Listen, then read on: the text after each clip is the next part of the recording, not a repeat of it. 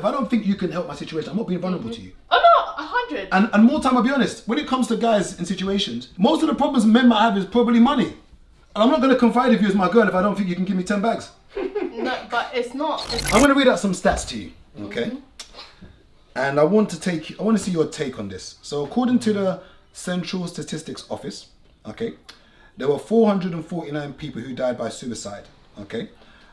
359 of them were male, which is 80%, and 90 were female, which is 20%, okay? In regards to the amount of people who are homeless, apparently 63.6% of them were male and 36.4% of them were female. When it comes to drug misuse, okay, last year, apparently 2,178 of them were males and 949 of them were female. When it comes to sentences and prison time, men receive longer sentences 90% of the time. And last but not least, when it comes to sort of secure units, forensic hospitals, where mental health patients are, once again, men are disproportionately found in those situations. And I say to you, when you look at male suicide, and then if these stats are correct, okay, it's men are 80% more likely to die from suicide than women are. Yeah. And I'll say to you, why do you think that is? We often say that it's a man's world, and I say, is it really? And I ask from your perspective, when you hear those sort of numbers, someone who's a mental health coach, what do you say to men? Okay, what do you say to them? If you know, is it a case of that men just need to talk amongst their friends? Is that all it is? Is that we just don't share our problems, or is it just easier for women? I wouldn't say it's just easier, or I wouldn't just give any generic advice, but the one thing I would say with that just talk thing, like when I was like in secondary school and stuff, I was just talking, but nothing was changing. Like they weren't. As a woman? Yeah. Okay. As in girl to girls, basically. Like I'll talk to my friends. My friends knew that. My friends knew that like I didn't like staying at my dad's. There was a counsellor at school as well. She just used to tell me, wait until you're 18, you can leave the house, and things that I already knew, but I needed practical things that I could use. So that's where I was just like, yeah, the talking is not really doing much. I'm letting it out, but I'm still having anxiety attacks. I'm still stressed. I'm still having headaches. I'm still overthinking. So like nothing's really changing. And then when it comes to talking, if you don't talk to the right person, it's going to make your situation even worse. Because the wrong person can either make you more anxious or actually go down a wrong path. I would say get the help that you need from someone that can actually give you the help. But why do you think men feel isolated? So you're 25, as you said, for instance, we showed earlier that there are more 20-year-olds who are suffering from mental health when it comes to work than 40-year-olds. And I'm saying, as a guy, you know, I think we often think that we're told that men are strong. Yeah. And we often have this idea that, you know, just kind of suck it up and shut up. You know, they say that boys don't cry. Yeah. You know, you've got a 2-year-old. You know, my thing is not to move the conversation to this whole toxic masculinity thing, but how much of a soft guy can I be? And I don't know, how soft do you want men? How soft should men be? How emotionally available should I be to you? The thing is, people think that being emotionally intelligent means being emotional. And I was watching this man one time, and then when they asked him what a man means, or what it means to be within your masculinity, he spoke about being able to be a man and a leader means being able to tap into your masculine energy and tap into your feminine energy when needed. Because as men and women, we're supposed to work together. You can't work with a woman if you don't know how to communicate in a language that she understands. And if you can't understand her, you can't communicate and relay things to her in a way that is actually going to create progress. So it's being able to actually understand yourself deeply, to understand how to communicate and articulate your emotions, and also how to regulate yourself. So most of the time with men, what we're seeing is they're suppressing their emotions because they've been taught that you're going to be seen as weak or a wimp when you actually regulate your emotions. Yeah, sometimes. Call you sassy. Yeah. And the thing is, it's when like there's certain people that are gonna call men sassy because of them things, is not that you're sassy. You just see that that's how that person thinks. And it does not reflect me. If I look at myself and I look at my other points of view, like the other parts of my life, to see I'm a well-structured person. So I think it comes back to self-confidence as well. Because there's certain things that people can say about me. If I know it's not true, that one is your own. I'm not going to take it on. And I'll look at the people around me whose opinions I value. If it's not something that I need to improve, I'm going to keep on going about my day. Well, why would you suggest, or what would you think the reason is though that men are clearly killing themselves more than women? Why would, like, there's clearly a disparity. Not that I want women to do more than men, but sometimes you hear this conversation like, oh, what? But 80-20 or even 70-30 is a huge gap. Yeah. It's not like it's 55-45. It's wide. What do you think? You're saying that men just need to find the right people to talk to? I'm not saying that. I think it's because it's Because I've got as far as stigmatized. saying no one cares. Facts. I don't believe that. Facts. It's I don't think no one cares stigmatized. about men. I get It's tattooed. stigmatized. I get tattooed on my chest. The thing is, whatever you think is going to be your reality, and it's stigmatized when men ask for help. Sometimes even women, it's like that thing of, like the strong black woman thing, like I'm trying to do everything myself.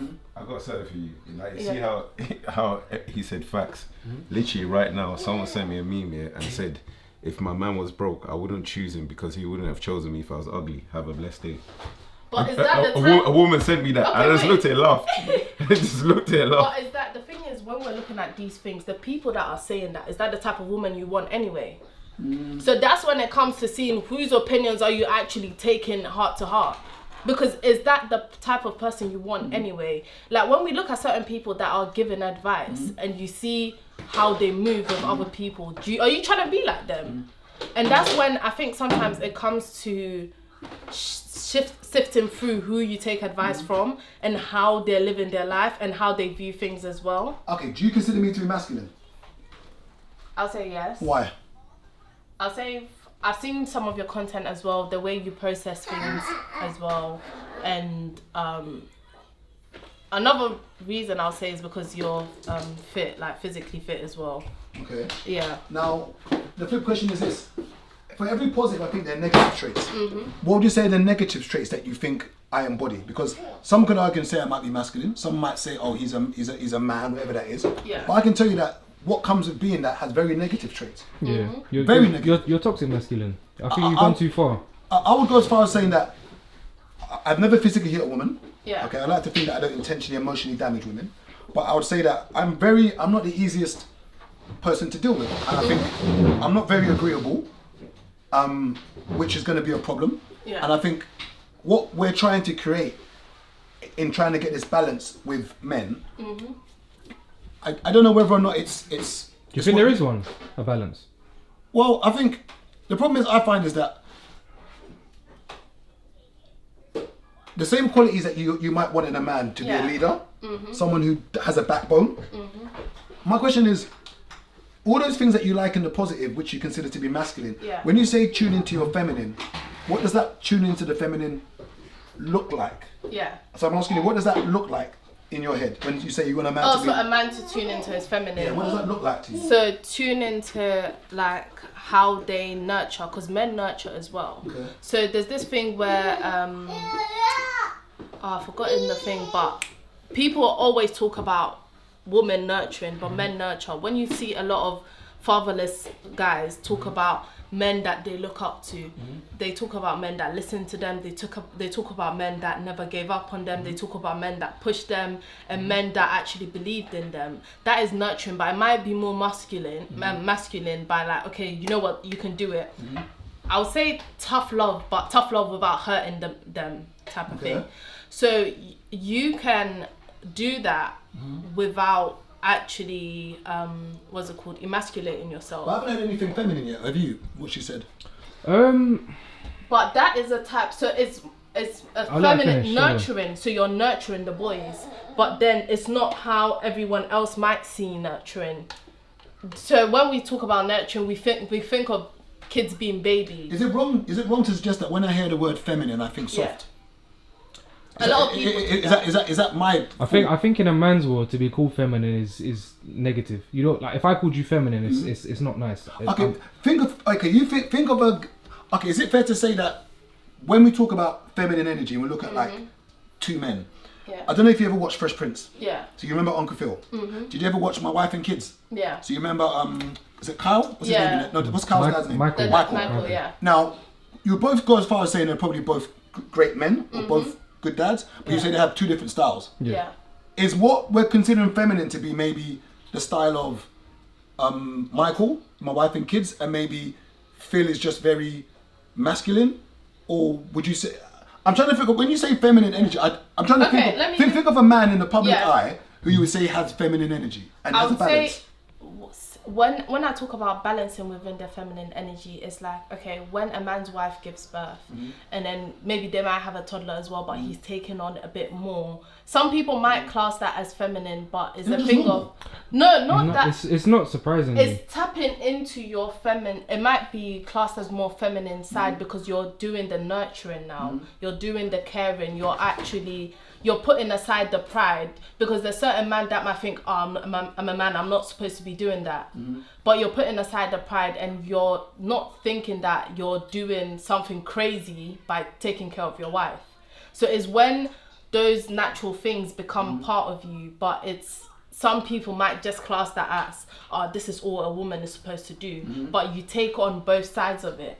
A good example could probably be Taser, and the way he obviously deals with his daughter and whatnot. He's very present, and like some of the things that you could say like he does, obviously he doesn't put everything on social media and whatnot, but you could say some of the things that he does do might be perceived as quote unquote not his role. And I think he's spoken about that before, where like stuff like, I think he mentioned about like bath time, and like some fathers don't do bath time because that's a woman's role.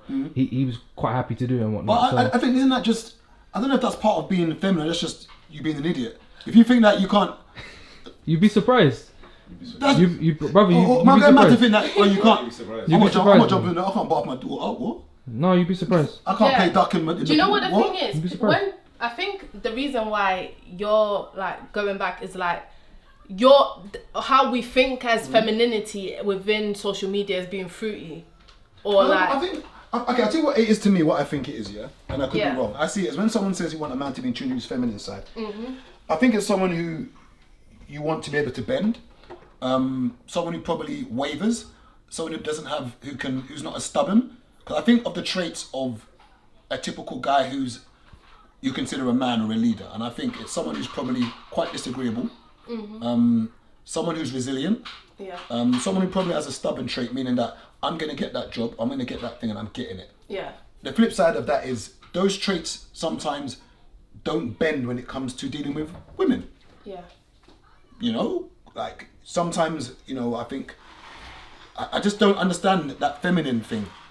Because okay, what's the flip side to it? What is toxic femininity? From a mental health perspective, have you seen women who you would say are too masculine? Oh gosh. And what would you say is, because we don't have a problem with masculine women. Are you sure? Personality wise. Are you sure? No. I think we do. What, as in like a female boss? Yeah. Do you have a problem with that? There's a Not problem a female with that. boss, but obviously within the business Describe world, to a masculine woman. a masculine woman, someone that is hyper independent, doesn't ask for help, and this comes under being let down so many times that you don't want to depend on someone. So it's like mostly behind that hyper independence or thinking that you can do everything yourself.